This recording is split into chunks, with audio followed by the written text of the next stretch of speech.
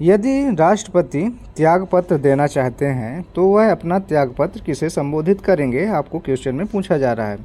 तो यदि टाइम से पहले, क्योंकि 5 वर्ष का समय अंतराल होता है, मतलब समय होता है, कार्यकाल होता है जो है राष्ट्रपति का, यदि उससे पहले किसी कारणवश राष्ट्रपति अपना त्यागपत्र देना चाहते हैं तो वो उपराष्ट्रपति को अपना त्यागपत्र संबोधित करेंगे, ठीक है ना। और इसके अलावा भी यदि राष्ट्रपति को हटाया जा सकता है तो महाभियोग जो होता है, महाभियोग की प्रक्रिया द्वारा भी राष्ट्रपति को उनके कार्यकाल पूरा होने से पहले हटाया जा सकता है, ठीक है, याद रखिएगा। जय हिंद दोस्तों, बाय एन एजुकेशन चैनल में आपका बहुत बहुत स्वागत है। फिर लेके उपस्थित हो गए हैं जीके और जीएस का क्लास, जो इस चैनल पे आपको डेली शाम को 7 बजे देखने को मिलता है। यह हमारा प्रैक्टिस सेट 31 है। इसके पहले के 30 प्रैक्टिस सेट अपलोड हो चुके हैं इस चैनल पे। यदि आपने उनको नहीं देखा, डिस्क्रिप्शन में लिंक दिया है, वहाँ से आप लोग देख सकते हैं। दोस्तों, यह वीडियो सभी कॉम्पिटिटिव एग्जाम के दृष्टिकोण से मोस्ट इंपॉर्टेंट होने वाला है। और एसएससी जीडी का जो एग्ज़ाम होने वाला है उसमें जीके और जीएस का ज़्यादा से ज़्यादा क्वेश्चन पूछा जाता है। यदि आपने उसमें फॉर्म अप्लाई किया है और तैयारी कर रहे हैं तो बने रहिए वीडियो को लास्ट तक, आपको सारा क्वेश्चन इसमें देखने को मिलेगा जो कि भी एसएससी जीडी से रिलेटेड है। तो स्टार्ट करते हैं आज का वीडियो। ये चैनल पे पहली बार आए हैं, चैनल को सब्सक्राइब कर लीजिएगा। वीडियो अच्छा लगता है तो लाइक करिएगा, अपने दोस्तों में शेयर जरूर करिएगा। आज का पहला क्वेश्चन क्या है, देखते हैं। निम्नलिखित में से किस वैज्ञानिक ने यह सिद्ध किया कि सूर्य के चारों ओर प्रत्येक नक्षत्र का मार्ग दीर्घवृत्ताकार है? तो ऐसे कौन वैज्ञानिक हैं जिन्होंने यह बताया कि जो भी प्रत्येक नक्षत्र हैं उनके चारों ओर एक मार्ग है जो दीर्घवृत्ताकार मार्ग कहलाता है? तो ऐसा कहने वाले वैज्ञानिक का नाम है, ऑप्शन 1 इसका सही जवाब हो जाएगा केपलर जी। केपलर जी ऐसा कहते हैं, ऑप्शन 1 इसका सही जवाब हो जाएगा। नेक्स्ट क्वेश्चन है दोस्तों, वर्गीकरण का प्राकृतिक सिस्टम किस वनस्पति वैज्ञानिक ने प्रस्तुत किया था? तो इसका सही जवाब हो जाएगा ऑप्शन 4, ब्रिटिश वनस्पति वैज्ञानिक थे जिनका नाम क्या था, आपको बता दें, उनका नाम था जॉर्ज बेंथम। क्या नाम था? जॉर्ज बेंथम वैज्ञानिक का नाम था। ये ब्रिटिश से संबंधित हैं, ब्रिटिश से इनका रिलेशन है। नेक्स्ट क्वेश्चन है, सरतलम सीपीयू अनुसूचीकरण विधि क्या होती है? इसका सही जवाब हो जाएगा दोस्तों ऑप्शन 4, FCFS। इसका क्या मतलब है?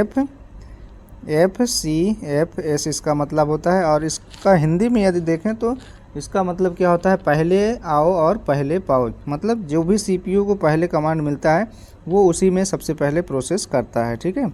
अगला क्वेश्चन चलते हैं, रोमांसिंग विद लाइफ पुस्तक के लेखक कौन है? तो इस पुस्तक के लेखक कौन है आपको बताना है। तो ऑप्शन इसका कौन सा सही हो जाएगा? ऑप्शन 2, देव आनंद जी इस पुस्तक के लेखक माने जाएंगे। नेक्स्ट क्वेश्चन है, भारतीय सर्वेक्षण विभाग का मुख्यालय कहाँ स्थित है? तो जो भारतीय सर्वेक्षण विभाग है, कौन सा विभाग? भारतीय सर्वेक्षण विभाग, इसका मुख्यालय कहाँ स्थित है? इसका सही जवाब हो जाएगा देहरादून। कहाँ स्थित है? देहरादून उत्तराखंड में स्थित है, ठीक है ना, याद रखिएगा। नेक्स्ट क्वेश्चन में चलते हैं, मांग वक्र कब अंतरित नहीं होता? जो मांग वक्र है वो कब अंतरित नहीं होता आपसे पूछा जा रहा है। इसका सही जवाब हो जाएगा ऑप्शन 4, जब केवल वस्तुओं की कीमत बदलती है तब मांग वक्र जो है अंतरित नहीं होता है। नेक्स्ट क्वेश्चन है, इलाहाबाद स्तंभ शिलालेख किसने बनवाया था? तो जो इलाहाबाद का स्तंभ शिलालेख है उसको बनवाने वाले कौन है? तो इसका सही जवाब हो जाएगा ऑप्शन 1, हरिसेन जी हैं। कौन है? हरिसेन जी इसको बनवाए थे, याद रखिएगा। नेक्स्ट क्वेश्चन है, निम्नलिखित में से कौन सा बाईं से दाईं ओर जाने पर परमाणु संख्या में वृद्धि के अनुसार सही जोड़ी है? तो बाईं से दाईं ओर जाने पर जो परमाणु संख्या में वृद्धि होती है उनमें से इसमें कौन सी ऐसी सही जोड़ी है? इसका सही जवाब हो जाएगा ऑप्शन 2, बेरिलियम और बोरान, ठीक है। नेक्स्ट क्वेश्चन में चलते हैं, यदि राष्ट्रपति त्यागपत्र देना चाहते हैं तो वह अपना त्यागपत्र किसे संबोधित करेंगे? तो यदि उनका कार्यकाल समाप्त होने से पहले वो अपना त्यागपत्र देना चाहते हैं किसी कारणवश, तो वो भारत के उपराष्ट्रपति को अपना त्यागपत्र संबोधित करेंगे। अगला क्वेश्चन है, मेधावी राजस्व अधिकारी टोडर मल ने किसके अधीन सेवा की थी? तो जो ये टोडर मल थे वो किसके अधीन सेवा की थी? तो इसका सही जवाब हो जाएगा ऑप्शन 1, शेरशाह के अधीन में ये कार्य किए थे। अगला क्वेश्चन है, किसने स्वायत्त निवेश को प्रेरित निवेश से पृथक किया है? तो स्वायत्त निवेश को प्रेरित निवेश से पृथक करने वाले कौन है? इसका सही जवाब हो जाएगा ऑप्शन 1, ऑप्शन 1 इसका सही जवाब हो जाएगा थुम पीटर। क्या नाम था? थुम पीटर उनका नाम था। भारत में प्रथम जैव मंडल रिजर्व की स्थापना कहाँ हुई है? तो जैव मंडल रिजर्व की स्थापना कहाँ हुई आपको बताना है। इसका सही जवाब ऑप्शन 2 इसका सही जवाब हो जाएगा नीलगिरी में। कहाँ? नीलगिरी में हुई है। और ये कब हुई है? तो 1986 में हुआ है, ठीक है ना, 1986 में इसकी स्थापना की गई है। नीलगिरी जैवमंडल रिजर्व भारत का प्रथम जैवमंडल रिजर्व है, ठीक है, याद रखिएगा। नेक्स्ट क्वेश्चन में चलते हैं। टाइगर परियोजना किस वर्ष शुरू की गई? तो टाइगर परियोजना जो है वो कब शुरू की गई, आपको सन बताना है। इसका सही जवाब हो जाएगा 1973 में। ऑप्शन 2 इसका सही जवाब हो जाएगा। नेक्स्ट क्वेश्चन में चलते हैं। रक्त में पाया जाने वाला कौन शरीर में ऑक्सीजन परिवहन के लिए जिम्मेदार होता है? तो ऐसा कौन सा पदार्थ है जो रक्त में पाया जाता है और वो ऑक्सीजन परिवहन के लिए जिम्मेदार पाया जाता है? इसका सही जवाब हो जाएगा ऑप्शन 3 लाल रक्त कोशिकाएं। ऑप्शन 3 इसका सही जवाब माना जाएगा। नेक्स्ट क्वेश्चन में चलते हैं। विश्व वन्य जीव निधि का शिलान्यास किस वर्ष किया गया था? विश्व वन्य जीव निधि का शिलान्यास आपसे पूछा जा रहा है, तो यह कब किया गया था? तो ऑप्शन 4 इसका सही जवाब हो जाएगा 1961 में। तो कब किया गया था? 29 अप्रैल 1961 में, ठीक है, याद रखिएगा। अगला क्वेश्चन में चलते हैं। किमोनो किस एशियाई देश की परिधान शैली है? तो किमोनो किस एशियाई देश की परिधान शैली है? तो वो देश का नाम आपको बताना है। तो ऑप्शन 1 जापान। जापान की ये परिधान शैली मानी जाती है। नेक्स्ट क्वेश्चन है। धातुओं का राजा क्या है? तो धातुओं का राजा किसे माना गया है? इसका सही जवाब हो जाएगा ऑप्शन 1 सोना को। सोना को धातुओं का राजा माना गया है, ठीक है, याद रखिएगा। अगला क्वेश्चन है। निम्नलिखित में से कौन सी नदी हिमालय के पार से निकलती है? तो हिमालय के पार से निकलने वाली नदी का नाम बताना है। तो ऑप्शन 2 इसका सही जवाब हो जाएगा सिंधु नदी। ये हिमालय के पार से इसका उद्गम होता है, ठीक है। नेक्स्ट क्वेश्चन में चलते हैं। मीना माता, क्या नाम है? मीना माता रोग किसके द्वारा पानी के प्रदूषण से फैलता है? किसके द्वारा फैलता है? इसका सही जवाब हो जाएगा ऑप्शन 4 पारद के द्वारा, ठीक है, याद रखिएगा। अगला क्वेश्चन है। बिजली के प्रतीक आर का प्रयोग किसके लिए किया जाता है? तो आर को हम किससे प्रदर्शित करते हैं? तो ऑप्शन 4 इसका सही जवाब हो जाएगा प्रतिरोध। प्रतिरोध को हम आर से प्रदर्शित करते हैं। और प्रतिरोध का मात्रक क्या होता है? तो ओम होता है, ठीक है। इनमें से कौन सा उभयलिंगी फूल है? अगला क्वेश्चन क्या कह रहा है? इनमें से कौन सा उभयलिंगी फूल है आपको बताना है। तो ऑप्शन 1 सरसों जो होता है वो उभयलिंगी फूल माना जाता है।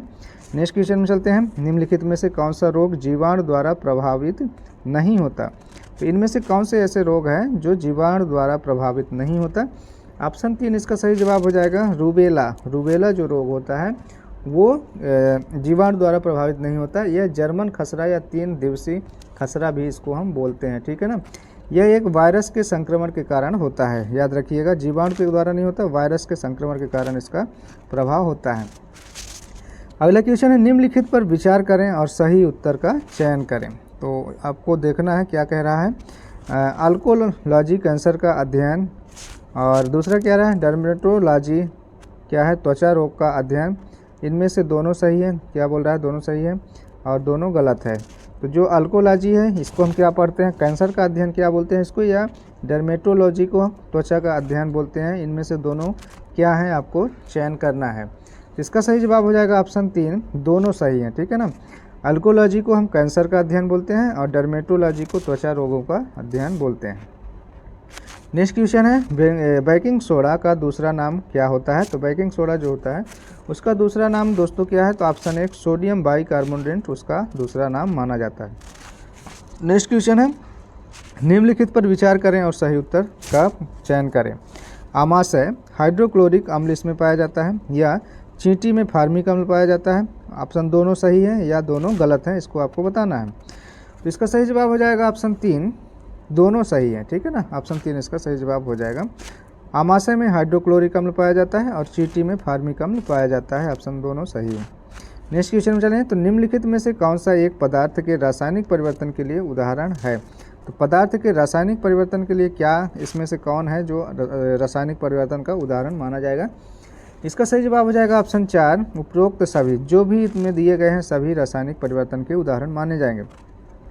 और रासायनिक परिवर्तन और भौतिक परिवर्तन दो परिवर्तन होते हैं। रासायनिक परिवर्तन वो परिवर्तन होता है जिसको हम पुनः उसको पूर्वावस्था में नहीं ला सकते, जैसे कागज़ का जलना, ठीक है ना। कागज़ ये जल के राख में परिवर्तित हो जाता है, तो राख से हम पुनः कागज़ को प्राप्त नहीं कर सकते, यह एक रासायनिक परिवर्तन है।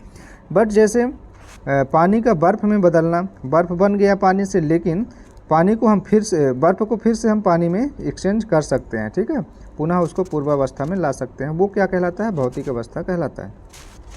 अगला क्वेश्चन है गांधी के बाद भारत एक पुस्तक, गांधी के बाद भारत ये एक पुस्तक है, उस पुस्तक का नाम, यह किसके द्वारा लिखी गई है? इसका सही जवाब हो जाएगा ऑप्शन 2, रामचंद्र गुहा के द्वारा इस पुस्तक को लिखा गया है।